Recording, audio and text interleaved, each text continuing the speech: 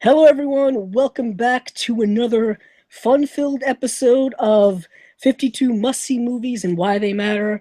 The list we have been getting all of these movies from is from this book here, written by Jeremy Arnold with a foreword by the late, great Robert Osborne, who was the longtime host for Turner Classic Movies pretty much since the inception of the show, a champion of classic movie love and classic movie knowledge.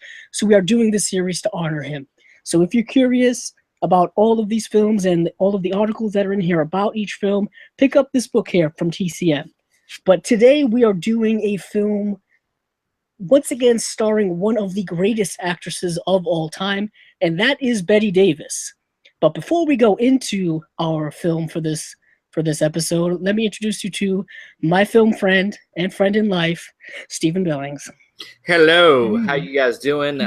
Yes, this is another film in the book that I had never seen. So this is one where I'm giving you mostly first impressions. You know, I'm still taking it all in. You know, but I'll say I thought this was a really good movie. And I think that it's when I think about, the more I'm getting into Bette Davis movies, the more I kind of feel like, we talk about like Brando for what he did for acting at the time. I think Bette Davis as a woman, as an actress, kind of does that for females. I think she was a female actress that kind of pushed the boundaries of acting for that time period. But we'll get more into that. Yeah, and for those of you who are not looking at the title of this video, we are doing Now Voyager, which came out in 1942, which was directed by Irving Rapper, who's not a big, well-known director, but it is warranted to note that this film was produced by Hal Wallace, who was a big-name producer at the time. He was working at Warner Brothers. He produced Casablanca, Adventures of Robin Hood, and then kind of midway through the 1940s, he went away from Warner Brothers. He had some falling out with Jack L. Warner, which I'm pretty sure many people did, and he went on to produce a bunch of movies for a bunch of other studios, particularly Paramount. But for this film here, we are in for a bit of an acting treat for me, because if you are familiar with the video we did about All About Eve, I just lorded over how great Bette Davis was, always will be. And Now Voyager is, like Steven said, it's a film that I don't think a lot of people know about. I had seen it before, so this was a rewatch for me. A few years ago, I went through kind of this phase where I hadn't watched a bunch of Bette Davis. I knew who Bette Davis was, but I hadn't seen a lot of her stuff. So I went back and watched a bunch of her movies she did in the 30s and in the 40s. And Now Voyager is one of her best, in my opinion. She is fantastic in this film. And for those of you not familiar with this film, essentially, Bette Davis is playing this kind of older woman, kind of not someone who's terribly old, like an elderly person. She's young, but she feels old. She looks old. She acts old. She's a bit frumpy. She is a spinster woman, if you will. Spinster is a term that's not used a lot today at all, but it's something that they used back then to kind of describe someone who's past the age where she would be married.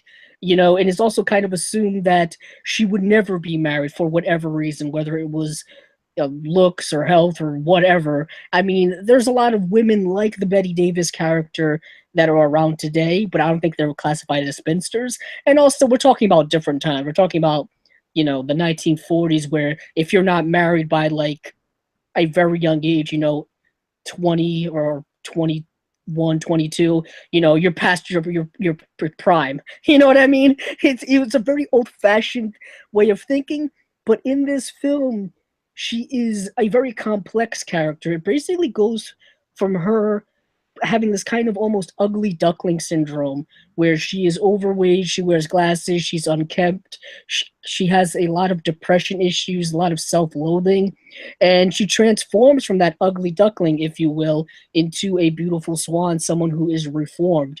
But in this film, she does so by seeing a Dr. Jackwith, portrayed by the great Claude Rains, who was a Warner Brothers staple at the time. If you're not familiar with Claude Rains, he's just one of the best character actors ever, in my opinion. He was in Casablanca. He was in The Wolf Man. He was around everywhere at the time. And in this film, he is the one who kind of triggers this transformation within the Bette Davis character. And what the film shows is the toxic relationships that exist between parents and their children.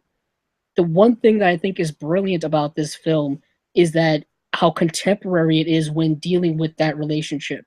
You know what I mean? We think like, oh, because the movie's so old, it's going to be dated in some way. You know, and for me, a lot of the issues are not dated.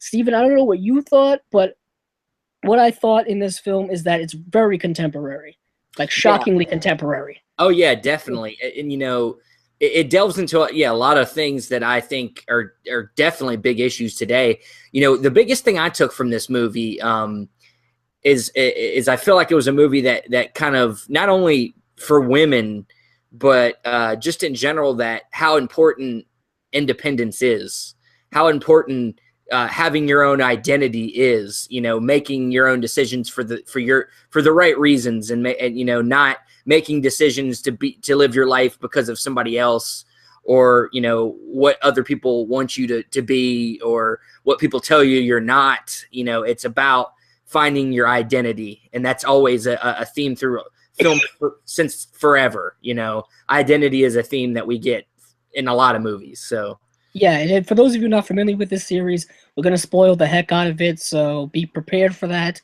Go watch the movie beforehand, or if you don't care about spoilers, because the movie is from 1942. We're talking a long, long time ago.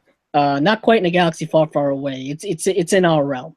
But like Steven said, the film is definitely hitting on all of those things where don't let others dictate your own identity.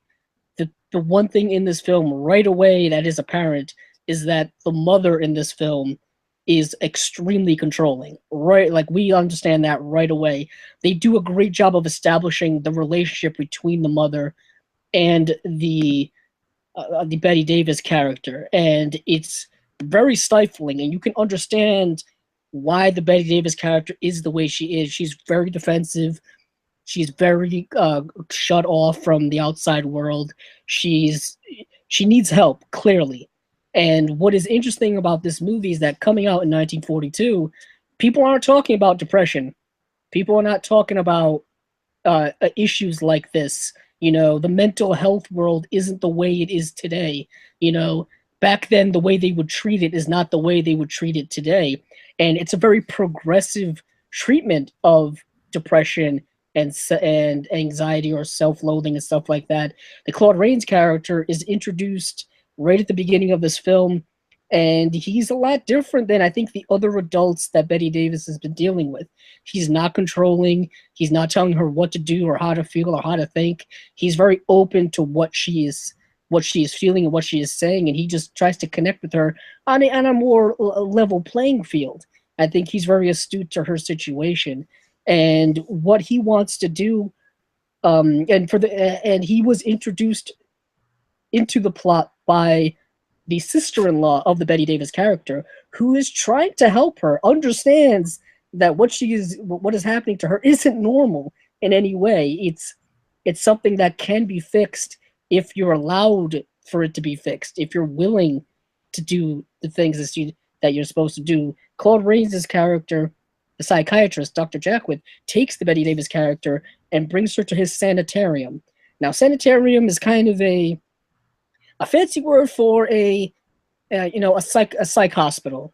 You know, it's something like that. And what is interesting in this movie, from what we get, is that this sanitarium is not like a sanitarium you're used to seeing in movies or you've heard about. It's not One Flew Over the Cuckoo's Nest, where people are standing in the corner talking to themselves, you know, people getting shock treatment or taking pills, or I don't know if they never actually delve into whether they gave the medication, but it's almost like a retreat, a vacation, a not a summer home, but it is out in secluded from society. It's isolated, where you can be on your own and not have the weight of the world literally constantly around you.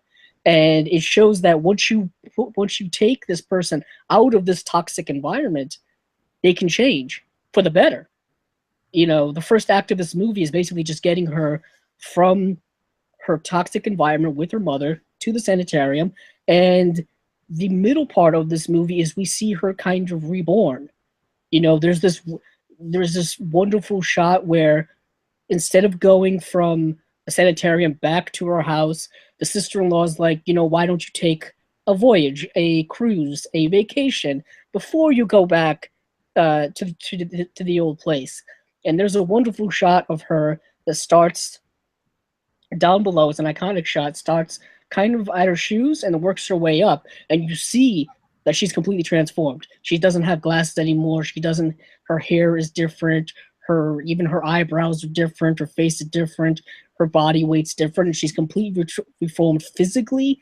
And she's still working on it mentally. You know what I mean? But she's better than she was before. And the film really highlights a lot of the mental progression that the character goes through. I mean, it's a really great modern film. If you're someone who's ever dealt with depression or something like that, you're gonna end up connecting with it on a very personal level. The middle part of this film is where we're introduced to another kind of character actor, and that is Paul Henreid, who portrays the character of Jerry Durance, or Jerry Duveau Durance, or whatever you want to call it. And he is someone she meets on the boat. He is someone who they have this romantic, friendly relationship. He is married, but we understand that he's in an unhappy marriage. She's actually under an assumed name. She's actually under her sister-in-law's name, like almost by accident, if you will. So it's kind of like this budding relationship / romance that ends up finally getting to be a romance. And it's very interesting how she's able to assimilate herself in society. I mean, Stephen, I know you and I are on the same. I don't know if you and I are on the same, like, but I hate people. I hate people. I hate going to crowds. I hate having to mingle and small talk with people, and it's just a necessary part of life that I think is unnecessary. You know what I mean? But in this film, she has to do it, and she has to talk with people who are of her stature because she comes from a wealthy family. She comes from the same background as all these rich people that are on this yacht, this cruise, if you will. So I thought there was a lot of nice, sweet, heartwarming moments in the middle of this movie. What did you think? Because it does get very Hollywood-ish when it comes to this romance. You know what I mean? They are on a nice Caribbean cruise here. Yeah, I mean, I think definitely the beginning of this relationship very much is Hollywood. I think that this part of the movie was really an extension of her therapy. You know, she went through the therapy. She obviously progressed, but you can't just stay in that place where you got better and continue to do it. It's like when you exercise, you can't do the same exercises and expect to keep losing weight or contain or keep your weight down. You have to do different exercises. So that means she has to take what she's learned and go out into the world and use that and see if she can survive, and converse with these different people and be okay, and more than that, she falls in love, and that's something before that she maybe could have never done because she didn't have any confidence or she didn't have any. What is interesting though is that it's very much we see early, I believe it's earlier than this portion of the film, where at one point she went on a cruise with her mother, and it was a completely different experience than the one she is on now. The voyage she is on now, both physically and mentally, is we saw that one of the it wasn't the captain, it was one of the lesser officers on the ship, and of course her mother didn't approve because he was of a lesser, status in society to her and all this stuff.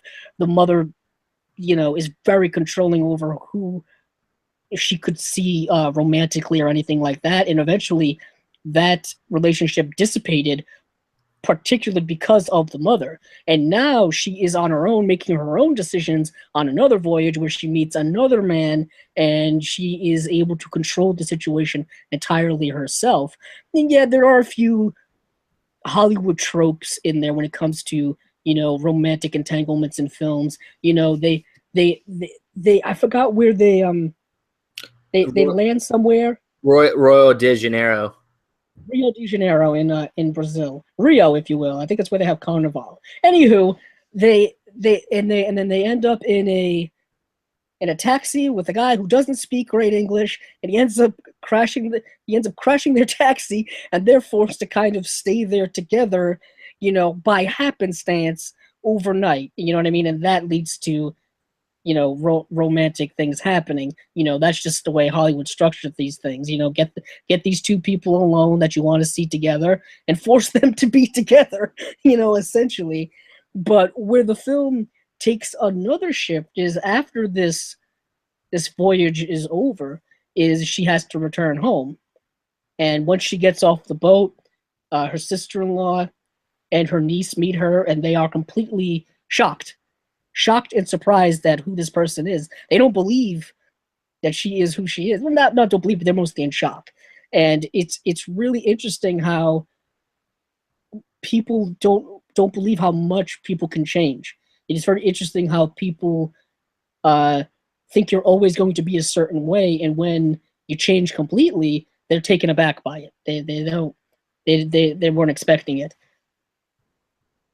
Yeah, I mean, it's like I said, it's a film that very much is dealing with identity, and also with that relationship, they decide, one thing to tack on to the end of that is when they decide to leave each other, that they know they're in love, but they know that they have to forget that love, they have to move past it.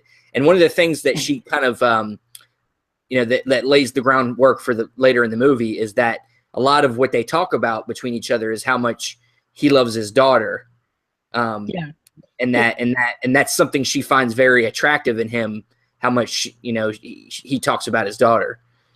He talks about it. And what is interesting is right away, like I said earlier, he's in an unhappy marriage that's seemingly only lasting because of the daughter, which is very modern. A thing that happens today. Yeah, that happens all the time. It happened back then. It happens now. People just stay together for the children in the relationship or what have you. And what we find out of him talking about his daughter is that the daughter is a lot like the Bette Davis character. Bette Davis being Charlotte Vale. She's a lot like Charlotte. Kind of a younger version of Charlotte, but we'll get to that a little later. That pays off. There's a lot of setting up and paying off in this movie, but once she returns home, that's where things begin to get contentious between her and her mother, because her mother is one of those people who is never going to change, ever, past the point of changing. We come across these people all the time. There are people who are set in their ways, and not necessarily elderly people who are just set in their ways. They have a specific way they live their lives, and they are never going to change, and they're never going to let you change, and that's just going to be the way it is. And once Charlotte comes back, she's completely different. She's no longer that girl who was just crushed down into this spinster woman. She is free and liberated, and she's more open now and independent, and she has a sense of identity. And the mother's not having it. She is not happy about the situation at all. And what ends up happening is the mother is elderly and ill, but she decides to exploit that. Steven, take it away. Oh. Steven, take it away, because I'm going to cough in like 3 seconds. Oh, sorry. Yeah, she, I know that I don't know if we're leading into the moment I think we're leading into, but they get in a very big argument. Yeah, that's where I was leading towards. Yeah, okay. They're getting to a very big argument, and she, Bette Davis's character defies her and actually defends herself, and then she, out of shock of the situation, she has a heart attack and falls down the stairs. Yeah, that is funny to me, because initially I thought she threw herself down the stairs. Yeah. That's what I thought when I saw the movie. Yeah, I mean, I watched the movie, and then I also kind of read some synopsises, like went on Wikipedia and read through it to see if what I saw is what the movie presented to me. And they said in the notes that it was that she had a heart attack.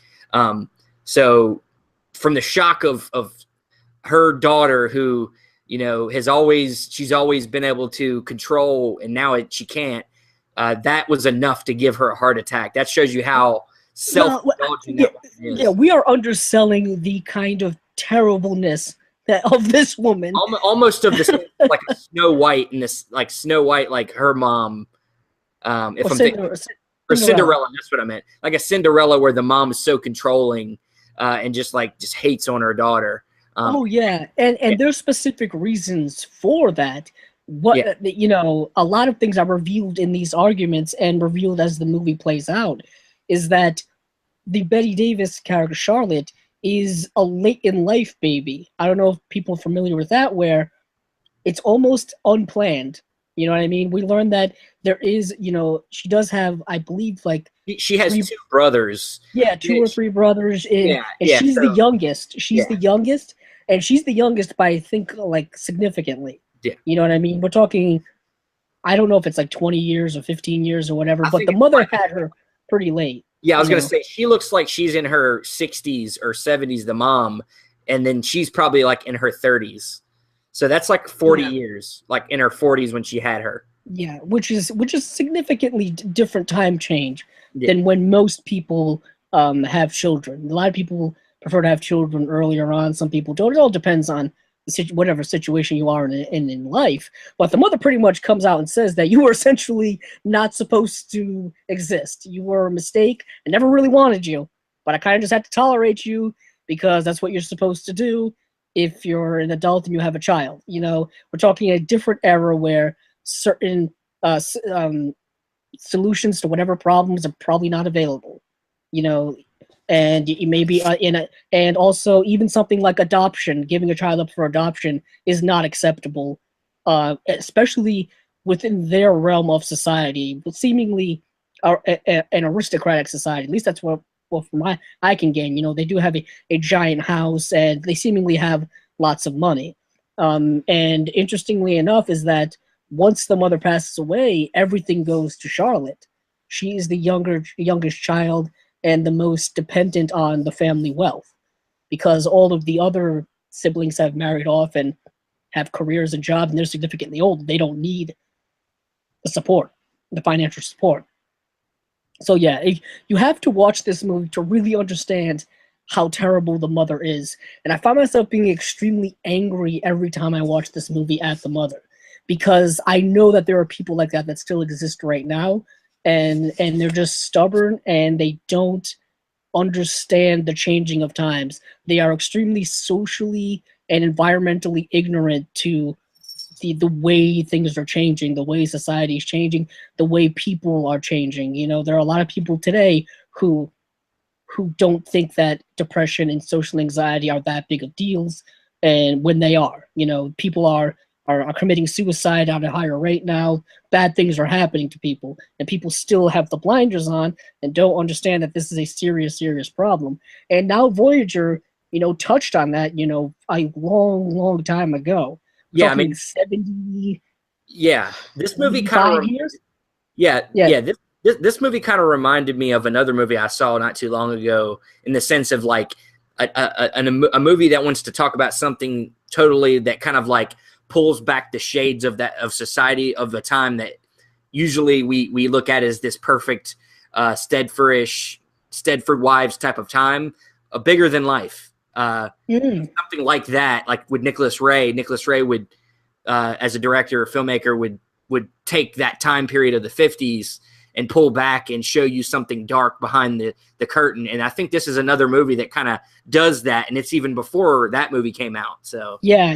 For those of you don't know, Nicholas Ray made a lot of films in the 50s that were basically, like Steven said, pulling back that facade of the 1950s, the suburbs, the white picket fence, the stable home, and anything like that. He did films like Bigger Than Life, as well as Rebel Without a Cause, which is another film where there is a distance, there is a mental distance between the child and the parents, or the adults and the youth in society, that they can't connect with one another. One can't understand the other, and vice versa. It's very interesting how now Voyager kind of does that with the 40s, but does it so with a particular sect of society. This idea of wealthy people.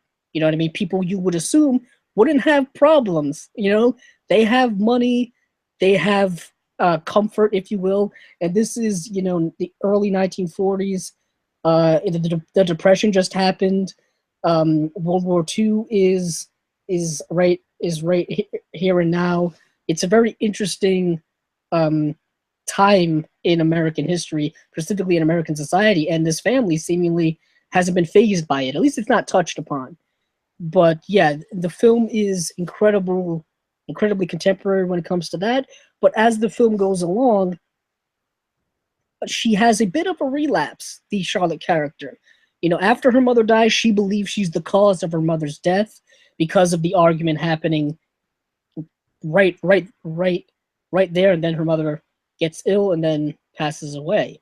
So she believes she's the cause of all this, and she decides to go back to the sanitarium, and lo and behold, who is there is the daughter of Paul Henry Reed's character, Jerry, because she told him about this place, about how the way she was and where she went to get better, and he probably thought, you know what, my daughter's a lot like this. She should probably go to this place and get better. So when she goes there, she ends up running into her, and it's not so much this time when she's there, it's not so much her getting better, it's her helping this young girl get better. Well, they help each other. And they help each other. It's almost like a pay it forward situation. Yeah. You know what I mean? And but what we kind of glossed over this whole time is that while she was home, she ended up in a relationship with another guy, and she was actually engaged to be married to him. But it was more of a relationship out of convenience versus actual passion and connection. It was the relationship her mom wanted her to have. Yeah, and it's not like the guy was a bad guy or he was someone who wouldn't have made a nice husband, but there was just no love there, real love there, especially not the love she had with the Jerry character. You know what I mean?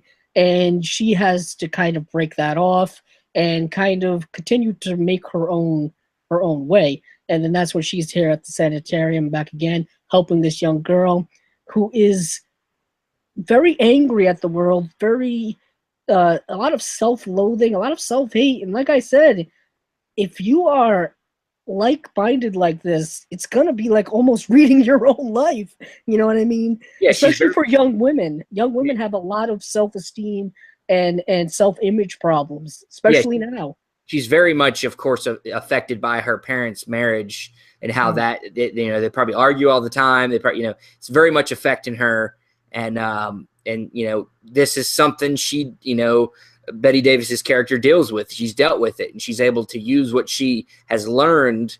At first when she gets there, of course, the normal doctor is treating her, but then she decides to come to him and say, "Hey, can I be the one that kind of like helps her? Can I be focused? Can I focus and room with her and help her?" Yeah, and he's hesitant because he discovers the relationship that she had with the father, and so he's a little hesitant about letting her do that. But I think he sees that it could be beneficial. You know what I mean? It's it could go either way. It could set her back or it could push her forward. And what ends up happening is she leaves the sanitarium with the girl, and I believe the girl goes and stays with her at her home. And that's when we have a reunion scene between the Paul Henry character and Jerry and her, and we get a very emotionally heavy reunion that is not so much about their relationship, it's more about the young girl fits in their relationship, almost as if they have become pseudo parents to this young girl, completely negating the mother, who we never see. All we do is we hear kind of bad things of how the young girl's mother is a lot like Charlotte's mother. You know what I mean? Yeah, very abusive. I think this is, like I said, the first time I saw the movie, my interpretation was that not only with identity, you got to think about what the what Jerry's character is going through. He's got a terrible marriage. He meets this woman that he falls in love with, but maybe the woman he met at the time was somebody that he thought he would want to be with. He fell in love with an image of somebody he would really want to be with, but that's not really truly who she's become yet. She was still going through a change at the time that they met, and she was very much rolling with what she had to roll with. And where she's at now at the end of the film, basically both of these characters come together because of the daughter. It's about the daughter. They both have fallen in love with it. Obviously Jerry's in love with his daughter, and now their relationship's based around the daughter. And I think that they realize at the end that, maybe that their attraction to each other isn't really towards each other, but more towards the love they have for this girl. Yeah, I think their love and their relationship has shifted into that. You know what I mean? And there's a lot of we see where the character has gotten to, how much growth she's gone through. I mean, there's a great line. It's like where Jerry asks her if she has everything she wants, and she goes, "Oh, Jerry, don't let's ask for the moon. We have the stars." Basically, the idea that you can never have everything you want, but you can have a lot, if that makes any sense. Is that the way I'm getting it right? Yeah, I mean, like to me, and this is the big important thing about this, and what makes it so powerful is that in a Hollywood ending, she would have gotten Jerry at the end, and they would have had this sweeping ending where they kissed and they would be together forever. But she's in a lot of female characters of that time, it was like the female needed to have a man. But in this case, she decides to be independent. Yeah. She decides to be her own woman. And that's the very important thing about this ending. Yeah, and what is interesting is initially that is the case. You know what I mean? Initially, I believe when she first meets him, it's that usual trope of a woman can't be complete without a man in her life. You know what I mean? She goes through that when she first meets him. And even when it comes to the other guy that she was going to marry, but she didn't end up marrying, and in the end, she realizes she doesn't need that. You can be independent and still be okay, still be fine. You don't need a significant other to make you whole. You can do things that'll make you whole yourself, and that is like you said, Stephen, really important. It's very subversive to what was happening in most Hollywood movies at the time. And it's kind of, I think, why this film is essential, because it is so different to what a lot of the movies were doing at the time.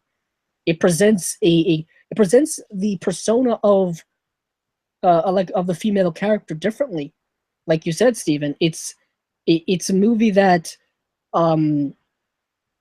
that I think is very progressive in that way. You know what I mean?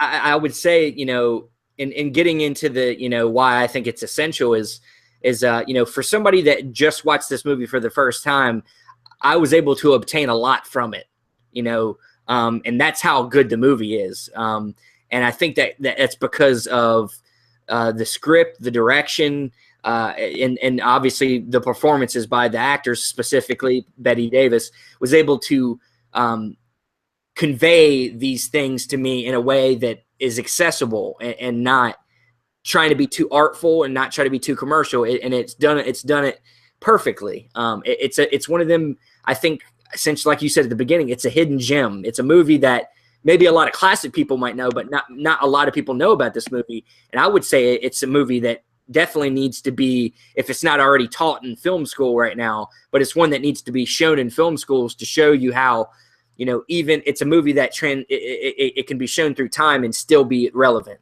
So. Oh yeah, definitely. I think it's one of the many highlights in Bette Davis's career. Steven and I were talking beforehand. She was nominated for Best Actress in a Leading Role that for that year's Academy Award. She didn't end up winning. She was nominated for several Academy Awards that she didn't end up winning.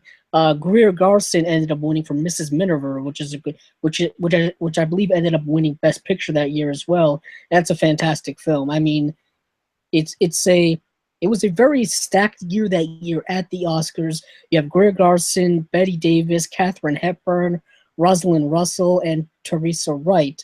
It was a heck of a group of actresses at the time, if you're privy to that era in American cinema.